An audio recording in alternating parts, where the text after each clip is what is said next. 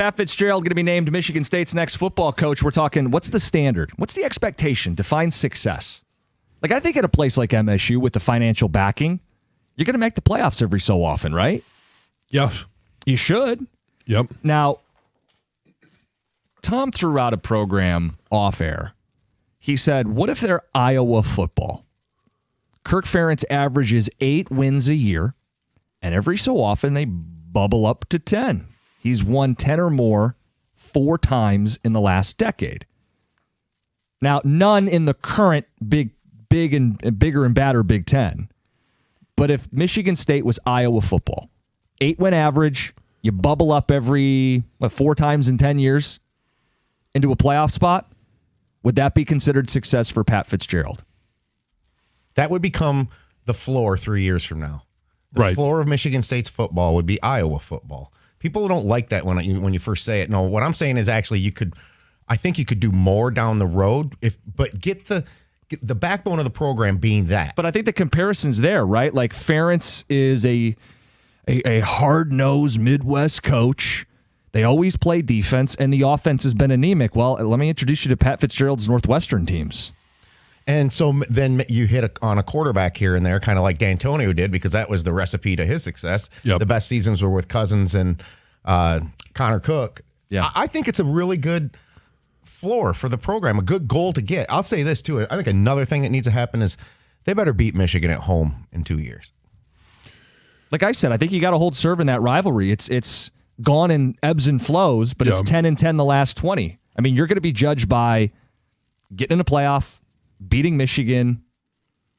I don't know if winning a Big Ten is going to happen very often, given how big it is, but yeah. Well, and again, it goes to, are you able to win the Big Ten? And I think there are years where it definitely should be competing for the Big Ten, but, I mean, is the standard, you want to win conference championships, but do you want to be one of the best 12 teams in the country at the end of the year? Right. Can you find a way into that? Are you going to be Ole Miss? Where Ole Miss is not competing for an SEC title, but people think there's a chance that they could win it all. Maybe if Lane Kiffin was there, they might even be more of a favorite going into it. But you're saying for Ole Miss on a given year, they're judged by get in. Right, because, I mean, do we think Ole Miss hasn't won a championship since the 50s? I was going to say ever, but yeah, basically. And so now all of a sudden for them, it's get into the college football playoffs. Give us a chance to win it all. We might not be able to win the conference because it's a tough conference. Same thing with the Big Ten. It's a tough conference. You're going to have pitfalls along the way. You can compete for one, but ultimately it's get in for a chance to win a national title. And maybe Ole Miss is a good comparison because no one would mistake them for one of the 4 or 5 best brands in the SEC. But that doesn't mean you're precluded from getting your S together and finding a way to get in. And I talk about the nuts and bolts. One of the things that we know about a Pat Fitzgerald coach team is they're going to be disciplined. Not a lot of pre-snap penalties, not a lot of things that you're going to beat yourself. You give yourself a chance in every single game. What does he also do? He can recruit up front offensive and defensive linemen and develop those guys. Again, tell me if I'm describing Iowa football at all in regards to and linebackers. We all know him. He was a linebacker in high school.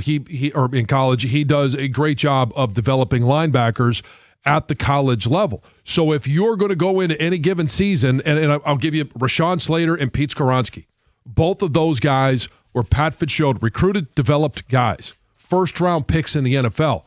If you're going to compete in the Big Ten, you're going to have to be able to be a physical, blood-of-your-nose type of team, and that's going to be what Pat Fitzgerald does bring to East Lansing. So how does he recruit without the Northwestern handcuffs, too? To me, that's the $1 million thing, is how much better talent can he get because he doesn't have grade restrictions? Yeah. I mean, there's simply people he couldn't go into their house. Right. Yeah, I mean, what type of quarterback can he recruit to Michigan State not having any of those handcuffs on, whether it's out of high school or in the transfer portal? Got a text that says, I'm a Nebraska fan. I'd kill to be Iowa. Don't tell anyone. I think Iowa's a team that you would go, we would never want to be Iowa, but then you look at their results and you go, actually.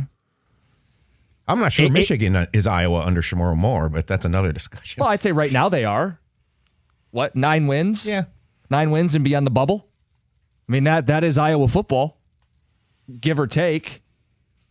Well, and so, okay, yeah, Sherrone Moore had the win against Ohio State last year. That's a program win.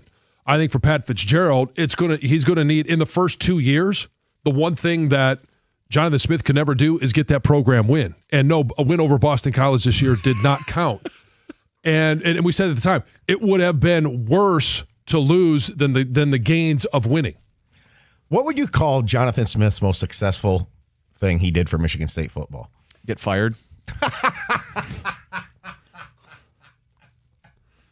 Pave the way for Pat Fitzgerald. I don't know. You're very good when I throw these questions at you. That's because that's because he's the king of smarm. Yeah, smarm alarm.